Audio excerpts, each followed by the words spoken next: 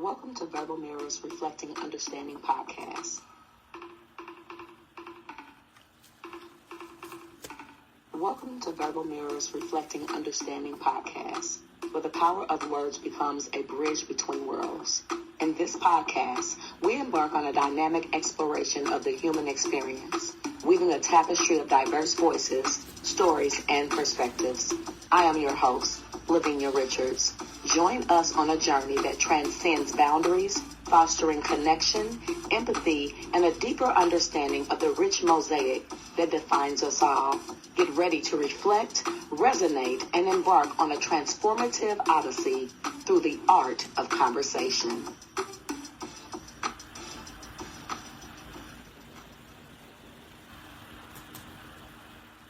Well, hello, everyone. Welcome to Verbal Mirrors Podcast. Yes, Reflecting Understanding Podcast. I want to welcome you on today. I want to welcome my beautiful guest. She's my cousin too, y'all, so I'm a little biased, right? But I want to welcome my cousin, Miss Katina Washington. And welcome, beautiful. How are you? I am doing great. Thank you so much for having me on here, and you look amazing, by the way. As do you. Thank you so much. Listen, I want to let the guests know, or the listeners know, what we're going to be speaking about today. And today we're going to be talking about overcoming imposter syndrome, right? And that is owning your success as a female entrepreneur. Right? And we're really going to dive into it. I thought it was a good topic. The one thing I wanted to do before I really dived into that so people could understand, because a lot of people may not know what imposter syndrome is. And there are several different definitions regarding that. But I want to read, and this was from Mass General Brigham McLean. It said, do you ever find yourself thinking, I'm a fake, I don't deserve to be here, or I'm not smart enough to be here, right? If so, you're hardly alone. Such thoughts are common, and when persistent, are often described as imposter syndrome, right? And so I wanted to dive in that because I know a lot about you, right? And I'm so grateful that I do. And I know a plethora of your stories, but the listeners don't, right? And so I want to start out just honestly, first, just giving a little bit of introduction about who Katina Washington is, and then I'll ask my first question. Okay, sounds good. So, go ahead. Who is Katina Washington? Okay, so Katina Washington, I grew up in Indianapolis, Indiana, on the east side. Very humble beginnings.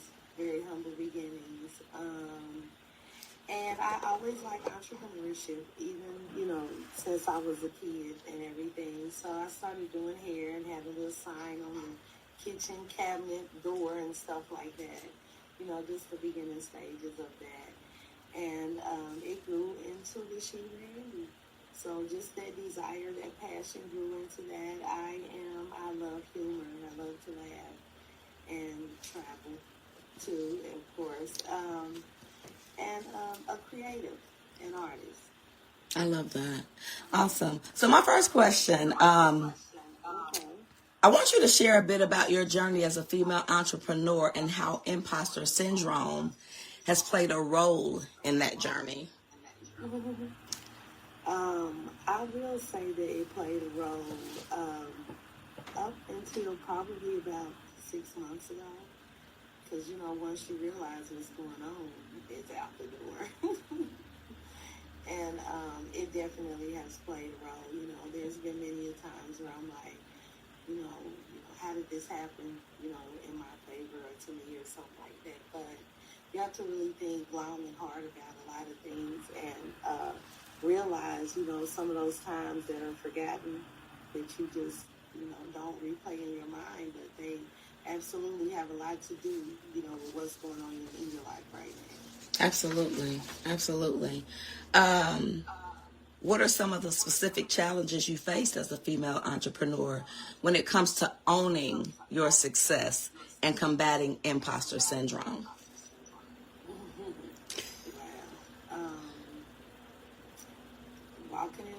Walking in power, You have to walk in power to combat that, And there's been plenty of times I've,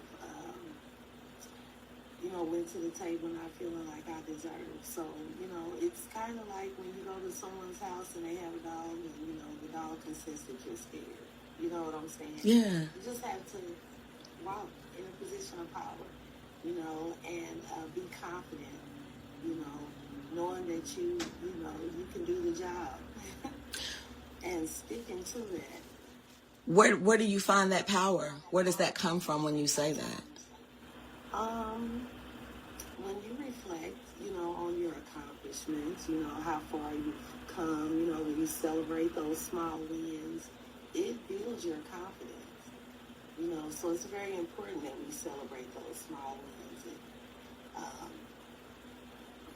don't let that time go by without, taking a moment to just breathe everything in and realize what's going on, what you've accomplished. Once you do, and you build that confidence, it's like you applying for a job that you're qualified for. Right. It just changes, it's like you expect that callback, you know what I'm saying, after you go to that interview. So that's the difference. Okay. I love that. Now, another question is, how do you define imposter syndrome, and what are some common signs of feeling associated with it in the female entrepreneur, or that female entrepreneurs may experience? So how do you define it, and what are some of those symptoms or signs, if you will? Yeah, well, some of the signs are when something great happens to you and then you're like, I don't deserve this. There's something in your life that happened that brought that into your life.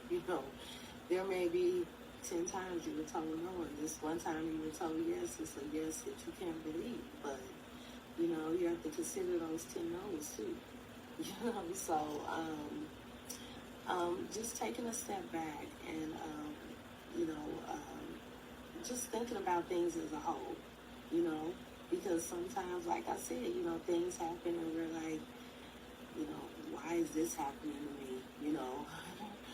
Why is this great thing happening in my life right now? But, there's something that you did, you know what I'm saying, right, that brought that into your life at one point in time or another. It could have been something great you did when you were 5 years old. Right. You know what I'm saying? We just have to look at our lives as a whole, and understand that where much is given, much is required. I love that. Right. Because with imposter syndrome, and of course I've been there too. I think we've all been there as entrepreneurs, I think, especially when you look at your background, where you come from. And so there is a piece of you or a part of you that feels like you can't progress any further than where you're at. And so when it starts to happen, right, that imposter syndrome kicks in. Oh no, like for me, for instance, I didn't graduate. I ended up getting my GED. I was a mother at 13, so I'm supposed to be Mother Hubbard. So those things come into play. But I love what you said. One, finding your strength, but looking at history, the consistency of what you've been able to accomplish. Because at some point you're going to say, okay, I couldn't have did it 10 times and not be important enough or not be worthy, right? At some point it has to resonate, and that goes along with that, finding that power and that strength too, I think, right? Yeah. I love you. So let me ask you this. What strategies or techniques have you found effective in overcoming imposter syndrome and fully embracing your achievements as a female entrepreneur? Because sometimes that's hard to do. Overcoming, as we mentioned before, just looking at everything as a whole, and it all happens kind of magically when you do an evaluation of your work, Deep, right. And just really look at things,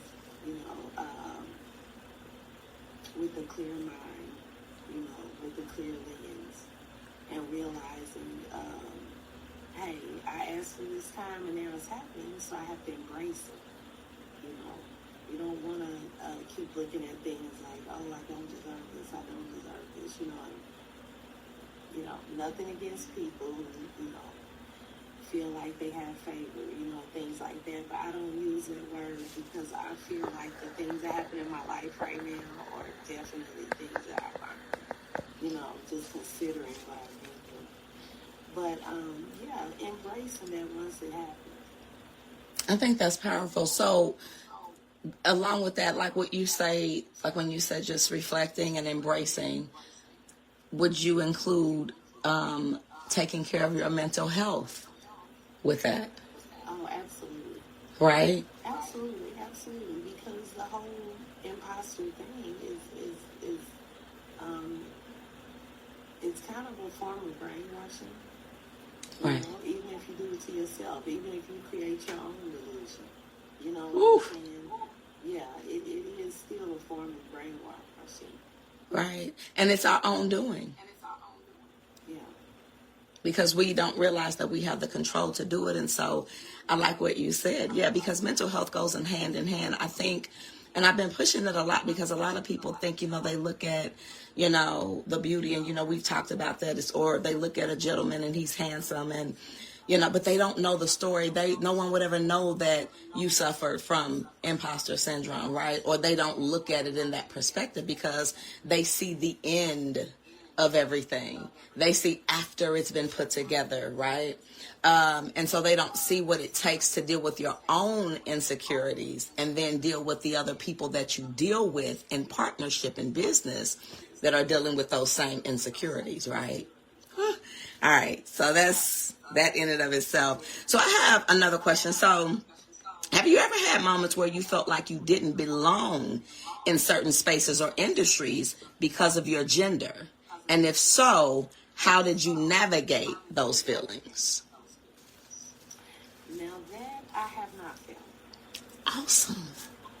Yeah, I have not felt that. If there was a moment like that, then it just did not click with me, Mm-hmm. But I cannot remember that much. So let's switch it then, because since you have not experienced that, and I know probably everyone has experienced this, what about feeling like you didn't belong in your own community, right?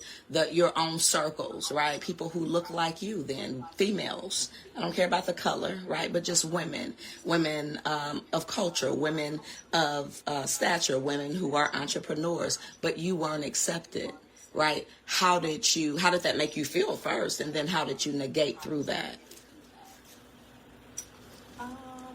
Did I feel that way before in my own community, like I didn't belong? I wouldn't say it would be, a situation where I felt I didn't belong. I mean, you have people that are not in love with you as much as you maybe would like them to be, or, you have those moments where people feel like they can do in 5 minutes what may have taken you 5 years, and hey, maybe it might take them 5 months, But I don't think that I've been in a situation where I felt like I didn't belong. I always felt like there was a belonging and a need for me in my community. So I think that overrides a lot of the times, that people have, not been so accepting, I guess. Is a better word to say. Yeah. Yeah, not so accepting, but I think that there was such a need that the belonging kind of overshadowed a lot of small pockets of people who weren't so accepting. Yeah. Now, when you say that, because I like what you said, and I think that's powerful because a lot of people go into business just because it sounds good, right? Not trying to discredit anybody, do your thing. But a lot of people go into business and not necessarily looking at the need, finding the need and meeting it, finding that hurt and healing it. Do you feel that that is what gave you the posture because you knew that you had something to offer that was of value? Yeah, it's kind of like, yeah, the noise during times like that is not that great. You know what I'm saying? It's not that great. It's kind of like you being in the middle of doing something you really want to do, and like the phone's ringing, and you're like, I'll get that later. You know what I'm saying? Right. So, yeah, just staying focused in that way, doing something that you're really passionate about. That's why it's important to know your why, when you start business, so that you can always go back to that why, reflect on that why, and it will be your blueprint, and your guide, when you're following your passion, so that you're so caught up in it and so in love with it and drowning in it, to where a lot of outside noise, a lot of sideshows, they don't affect you as much. Exactly. And I think that comes with maturity too. Because like you said, in the beginning, and looking and the reflecting and the not being accepted and learning how to, but most importantly, I think I still want to go back to the passion, because if you do something with passion and with a purpose, I'm all about purpose, I'm not discrediting anybody that does anything, but if I do something, I want to do it with purpose. I want to do something, one, to uplift myself, because if I'm broken, I can't help anybody else, right? And so then I want to be able to resonate with others, where it has not just a lot of quantity, but a lot of quality, a lot of good content, a lot of meat on the bone. And I think that's where people lose sight, and they let that imposter syndrome get the best of them in some cases, because they're doing things that are not necessarily of value, right? That's not true to them. So another question. In your opinion, what role does community and support play in helping female entrepreneurs overcome imposter syndrome and thrive in their ventures? Oh, yeah. The community plays a huge part. I remember, and I like Wendy Williams. Now, I don't watch TV a lot, but I really like her show. Mm-hmm. I like her. I like her the whole business mindset, behind the show. And I remember a long time ago, you remember she had that famous interview with like Whitney Houston and all of that. And, she was really one of the first people who were exposing, people in the industry. Mm-hmm. And I remember Puff Daddy getting real mad at her back a long time ago, in New York. They both were in New York. And he ran her out of New York. He did. He ran her out of New York. And that goes to show you how much the community has an impact, when it comes to support. Yeah, and so he had a lot of people supporting him. So they ran her out of New York. But the thing about it was, she left, and she continued to build, because she knew what she had in her, and she had that confidence, you know what I'm saying? Because she was reflecting on the things that she had done. Now, of course, sometimes, her stuff got messy, but she's a talk show host. Right. A radio show host or whatever, And so, anyway, when she returned to New York, she had, like, the #1 radio station. Because then, she had stood on, her background, her accomplishments, all those things she continued to build even after she left and was ran out of there. But when she came back walking in her power. You know what I'm saying? And then she gained, that support from people, because people seen how hard she was working. She was bringing good content. And then she had the #1 radio show. And then it turned into a TV show. Right. And the same person that ran her out, she had them sit on her couch. Yeah. You know what I'm saying? So, yeah, the support of the community is huge. Right. And so many facets, though, when it comes to finances, when it comes to mental health, right? Emotional health. You need the support of the community because it affects you, you know. And I like what you said, her being ran. And I love, how you doing? I love her, right? You know what I'm saying? I don't have a right to say her stuff, so I don't own the rights to that when you hear it. But I'm just saying, like, I loved that she was herself. And even though back to imposter syndrome, there had to be a time when the community was running her away, that she did not think that she belonged, that she felt ostracized, that she felt like it was a male-dominated world, I'm sure, in that moment, because it was a male running her out. He had the support. She didn't. But it just shows your tenacity, right? And your fight when you hold on. You know, she didn't give up, and then she comes right back around to where she was pushed away from to become number one.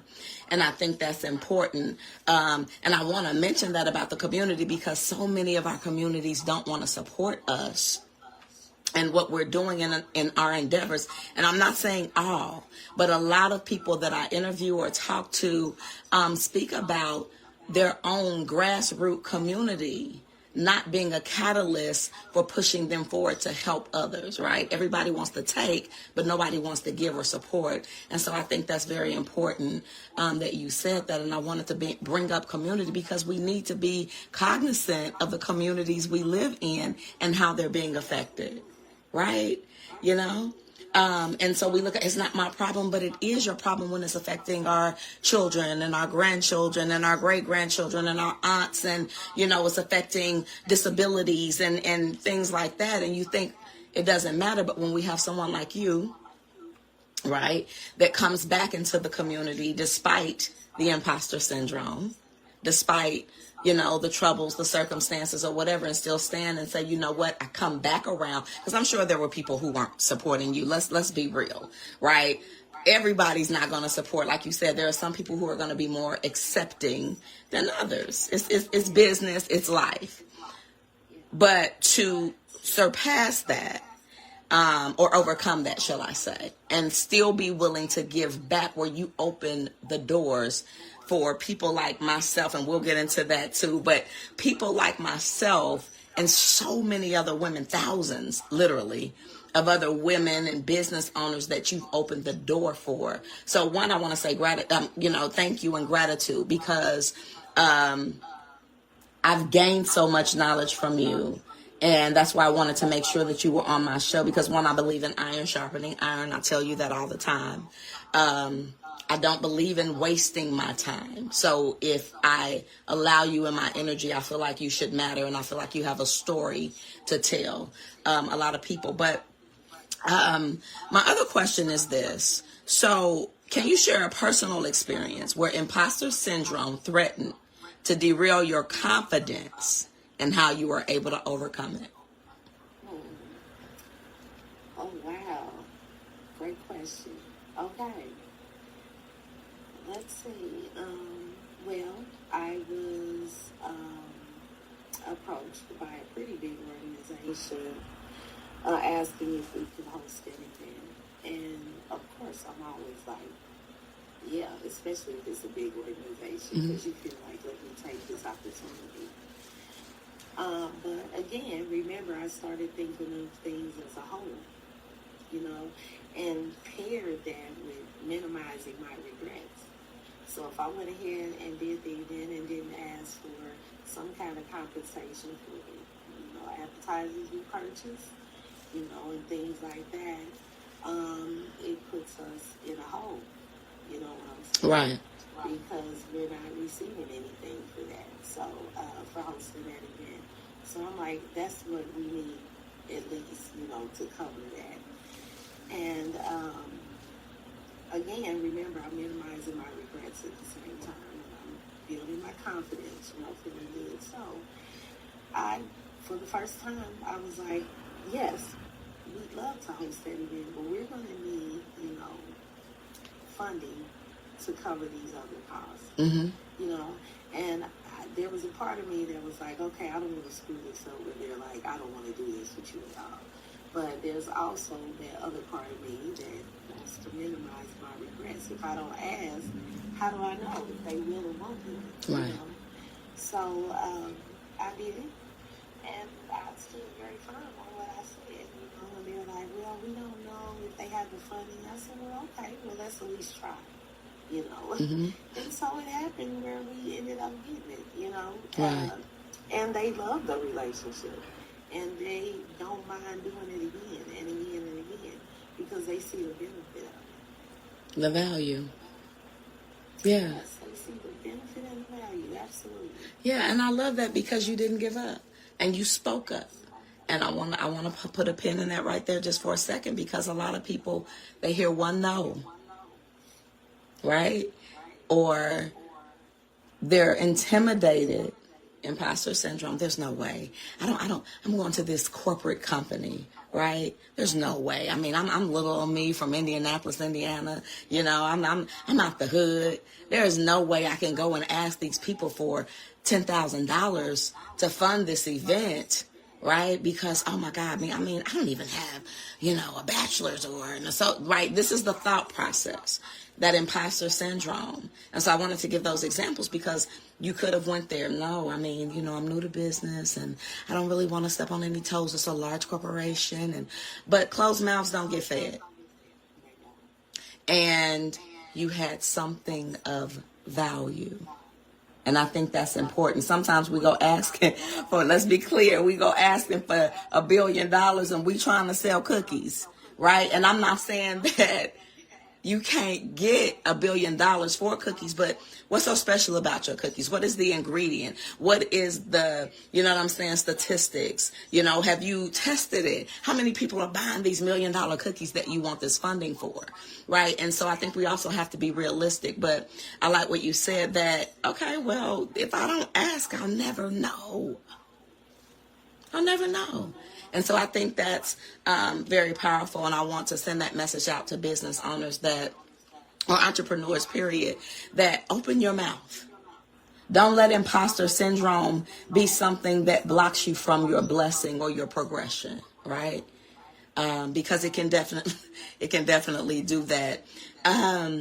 I want you to share, as a female entrepreneur, what advice would you give to others who may be struggling with imposter syndrome and doubting their abilities to succeed?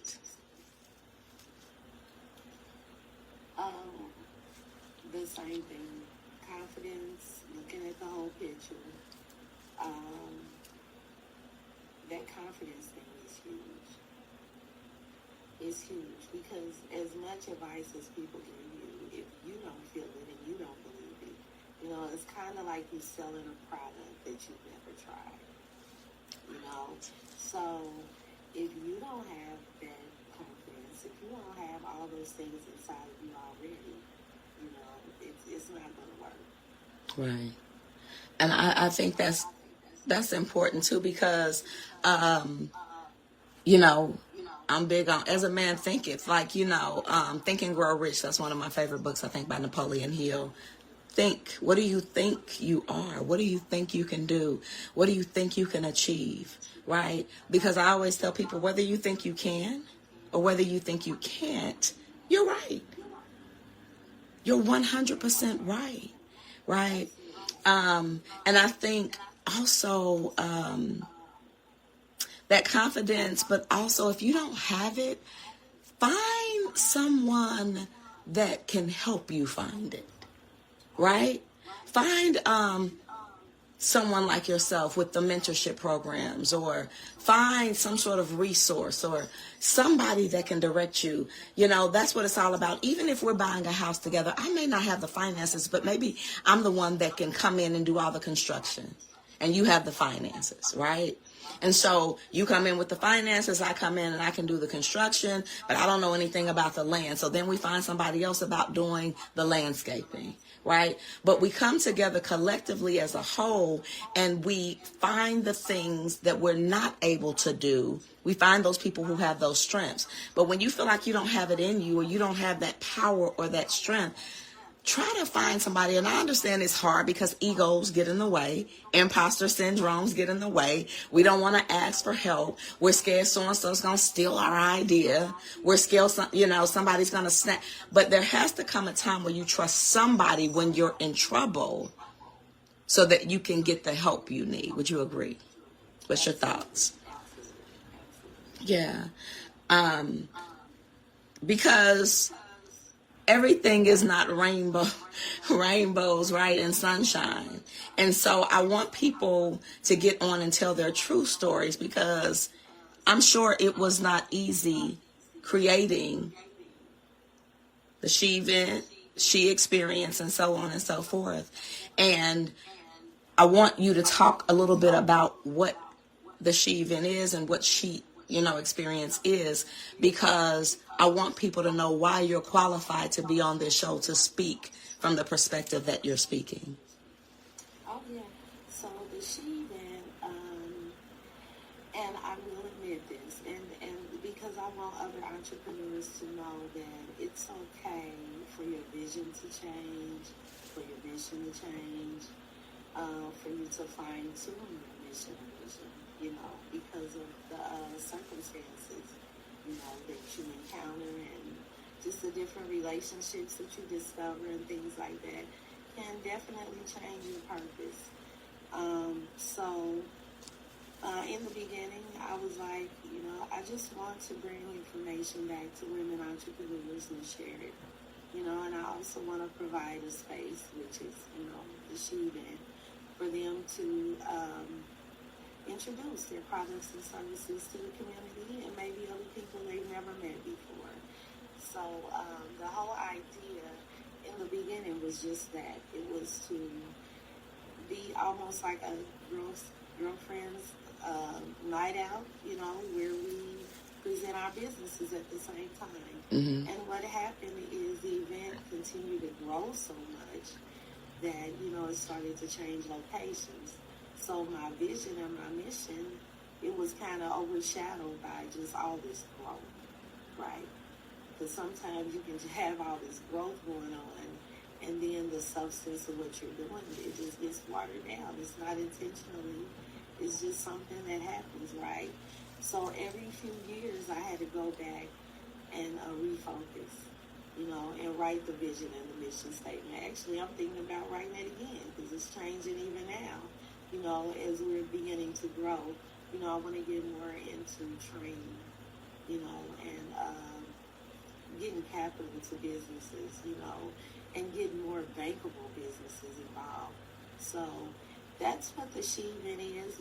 We are a resource center, and instead of feeling like I have to do everything myself, I've been, partnering with other organizations, to do some of the work, so that I'm not all worn out, And plus, there's just so many resources out here we need to utilize, We recently partnered with Operation Hope, so we'll be utilizing their resources too, to get some business coaches to the entrepreneurs that we serve. We're going to help them scale like they've never imagined before. So I'm really excited about that. I love that. I've been a part of the she event. I have really benefited, and I'm saying that in a very positive way, from all that I've been able to receive from it. And that's another reason why I wanted you on here, because, again, I'm big on my time. I don't believe in wasting it. I don't believe in, especially now that I'm older, I don't believe in allowing people in my space that I can't uplift and that can't uplift me. No shade. I'm very personal about my space now. When I met you, I didn't even know you were my cousin, right? So we met at a vendor event while you were vending, displaying your business, right? And so, great minds, and talk about divine timing. But from that point on, I've watched you elevate. I've watched you grow. And I mean this, and I tell you this all the time, because I'm not a blow smoke up your butt. I'm a straight shooter, and I don't follow people, right? And if I do, you have to be a very strong personality who is doing something for me to follow you, because I am a leader, but I can be led by the right people, right? And so that's what you exuded to me. And I saw you from the small spaces, right? I saw you in the gym. I saw you in the church gym or the school gym or wherever you were at the time, and I saw you elevate and elevate. But then what I saw you do, because you were always helping. I would see you on Facebook and you would hold people's stuff up. This is so-and-so's business. Always creating a door to open for people, a platform to help people. And I know a lot of people have benefited from you, including myself. Creating that space for me to come in, no matter what business I was doing, right? Allowing me to come in and expose that business to be able to get my name out. And so that was huge. But then what became even more important for me is that you introduced me to a way to conduct business the proper way. Right? So I was telling you, I have a bachelor's degree. I have an associate's degree, right? I'm an ordained minister. I mean, we can go on and on with titles, right? I paid for education, but everything that I've done with college and all of the things, it pales in comparison to what I've gotten from your programs that have been free most times to me. It pales in comparison to what you've offered. And I want people to know that that is available right here in our city and state, Indianapolis, Indiana, right? Where I just finished the program Seeds for Growth. And I want to talk about that because I referred some people actually to that. But I want to talk about it because I am, because of that, getting ready to be a member of the Chamber of Commerce.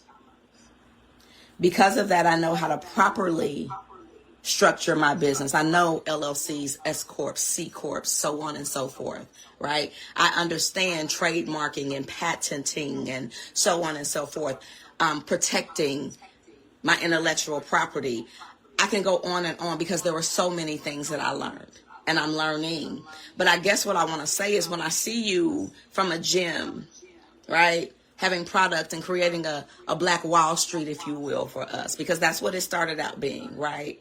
But then creating a platform where it doesn't matter the color of your skin, what business you have, as long as it has value and you see yourself doing it, you've created a platform to connect everyone to that. And you have been such an inspiration to me, coming from what I've come from, being able to accomplish the things in just a short time of attending those classes. I have been able to start my business, get it registered, get ready to get in the Chamber of Commerce, get in the Small Business Association administration, just as a women minority, like all of the things. And so I believe in giving people their flowers while they're living. I keep telling you that. And this is my platform to do that, because to push and press forward. When you are a female entrepreneur, African American, coming from an urban or rural background, being ostracized to a degree, but still finding that space and healing to come back and reach back and get someone like me. And so I wanted to tell you thank you. Now, what I do want to do also is I want you to talk about just some of the other programs that you have that are available, just so people know how to get in touch with you, like leaving your information and what some of those programs are, or just how they can get on your platform to see some of those things that you're doing. Oh, first of all, thank you for that huge compliment, for our Seeds of Growth program. That I think is a great program, and it doesn't cost, for entrepreneurs to be part of it. And then the other great benefit of it is we partner with Verizon Wireless. So when you go onto the platform and you take, I think it's 2 classes, and you're eligible to qualify. Well, you're eligible to apply for a $10,000 grant. So that's pretty cool. Which I applied for. Look. Sorry. Yeah. Which, thank you very much. I truly appreciate you giving us, us those kudos to let us know that we are meeting the goals of the community that we serve. So I really appreciate that. What I did is during my sabbatical, I just took a look at all just the potential that we had, right? There was a lot of unused potential, I thought. And so I was like, okay, we got to do more training. So Seeds for Growth used to be just once a year, but now that, we're building on that, we would have, I take that back, we would have one lunch and learn a year. Okay. And then the rest of the programs, were online or whatever. But now we've started to have more in person, because we noticed that when the students come together in person, they're starting to figure out how they can work together and how we can achieve the overall goal of cooperative economics. So, so they can get in touch with us. They're at 838 North Delaware.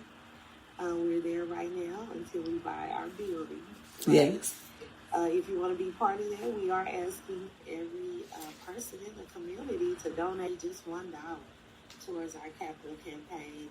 You can do it via Facebook, or you can do it on Give Butter or our website at sheexperience.org. Or you can call us 317-600-3291. We are there Tuesday through Sunday. Or you can send us an email at sheevantindy@outlook.com to find out more about training and the programs we have coming up. Something I'm really excited about for Women's History Month is our Bosses in White, which will be held at the Madam Walker building. No. Julia Carson, I'm so sorry. Okay, that's okay. Carson Center, yes. That's awesome. And you said, when is it in? It is March the 22nd on a Friday. Okay. Yeah. And they'll find that information on your site as well. Yeah, that information is there. If it's not there now, it will be up there today. Okay. Yeah. Okay. TNG will get it up there today because the ticket's going to sell tomorrow. Awesome. Now, I do want to circle back around to what we originally came on for, because I do have one final question that I want you to answer. Well, it might not be the final one, but close to the final one. And that is, looking back on your journey, what do you wish you had known earlier about imposter syndrome and owning your success as a female entrepreneur? So, you've looked back on your journey. You've seen everything that you've done. I know you thought about it. You got in your head. You reviewed. You've overlooked. But what do you wish you'd known earlier, before you even had to experience any of those things dealing with imposter syndrome? I think, in its totality, I think everything is needed. You know what I'm saying? When I look at everything. Because once you do realize, what's really going on, meaning that you deserve what you're receiving at that moment, we can get a little cocky sometimes. So, just having those times where we were humbled, I think is good to, just give us a little balance. I agree with that, because we can get the big hair, right? We get the big head, and then once you realize what's going on, you kind of you go into advocacy mode. You start advocating for yourself. Because you're like, now that I know what's going on, I ain't letting nobody else do me like that again. You know what I'm saying? And then that can kind of cloud your, decision making sometimes. It really can. We just go full force and don't really realize what's going on. Exactly. Because, holding those grudges, maturity, I think, when you mature, I think we talked about it early, maturing in life, period, but definitely in business, learning to separate the personal from the business. Don't mess up your brand acting a fool out here. Don't mess up your name, because your name means everything, all because of, you got the big head because somebody like, girl, you look so good. Thank you. But be humble, and I think that's good. I think that's a good thing to do, because sometimes when we make it and we get the big head, we forget the journey, right? And the journey is very important. I know a lot of people, why am I? Well, if you didn't go through X, Y, Z, if that door hadn't been closed, then it wouldn't have caused you to go here, right? If so-and-so hadn't have said, no, you can't use our facility, it wouldn't have caused you to go and talk to, right? If for whatever reason, you didn't go to that space that I met you in, right off of Arlington, I wouldn't have met you. So not having the big head, not thinking you've arrived, always being open to knowing that you can always learn something else from people who have something of value. Yeah, and it just gives you a greater appreciation for the journey. People who come into my life now, they see this Katina, but they don't see the Katina who paid all their money for the vendor fees. And,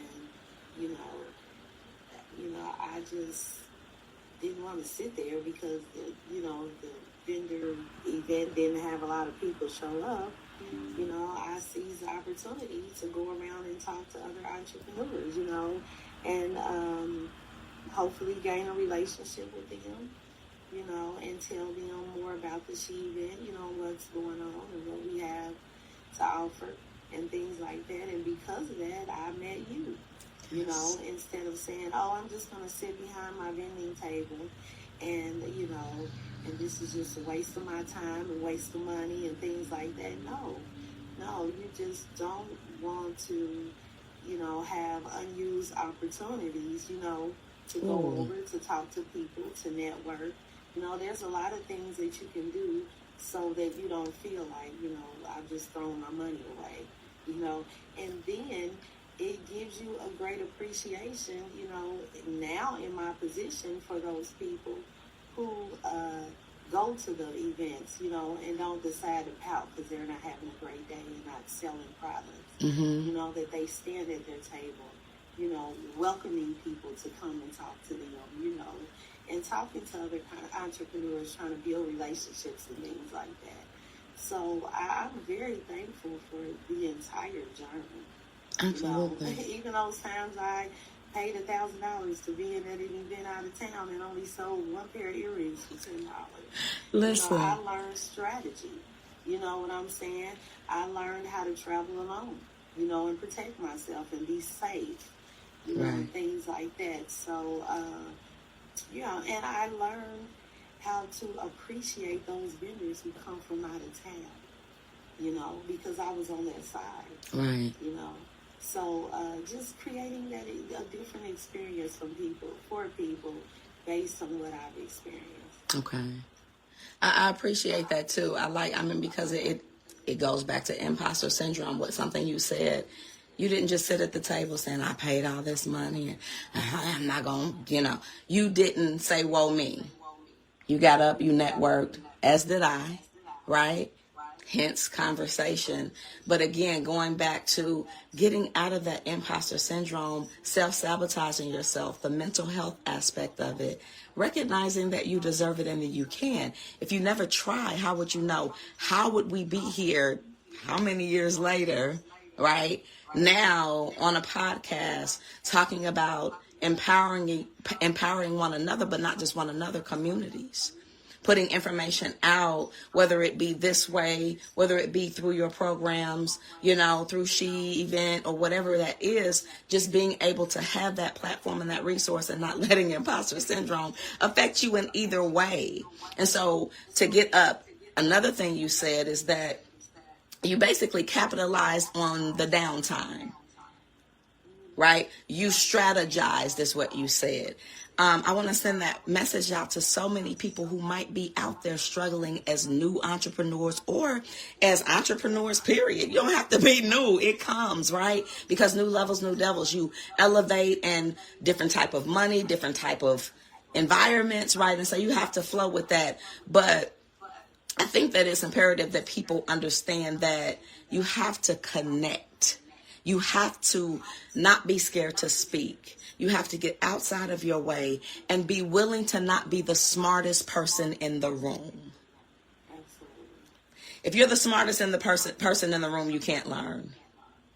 Right? I wouldn't have been able to learn from you had I looked at you and say, oh, well, okay, she's got this organization, but all I see her doing is selling earrings.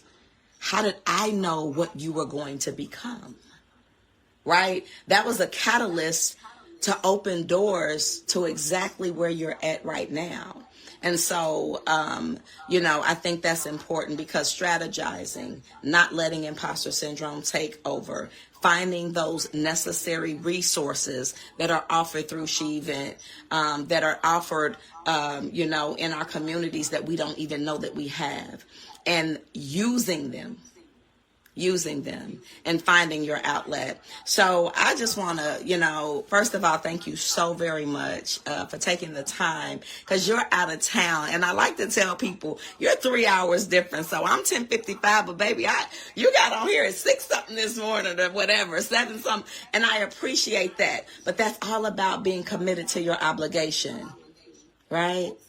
I completely appreciate you hopping on. So before I hop off, I want to let everyone know how you can get in touch with Verbal Mirrors. You can follow us at https / verbal mirrors reflecting understanding.podbean.com. You can also follow us at facebook.com, www.facebook.com / verbal mirrors reflecting understanding.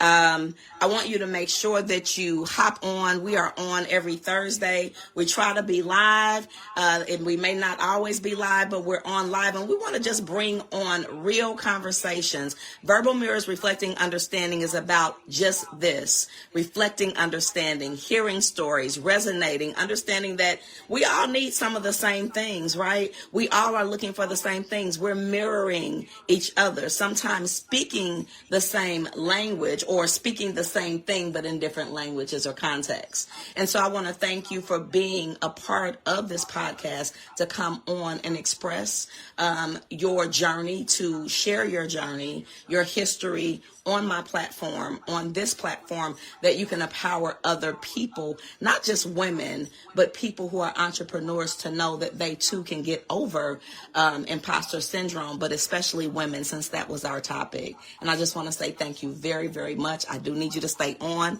We're going to go ahead and cut our cameras off. But before I do, I want to thank the guests. Thank you so much for hopping on another episode of Verbal Mirrors Reflecting Understanding, right? We love you, and we hope to see you back next Thursday, same time, same place. Bye. You can go ahead and cut your camera off.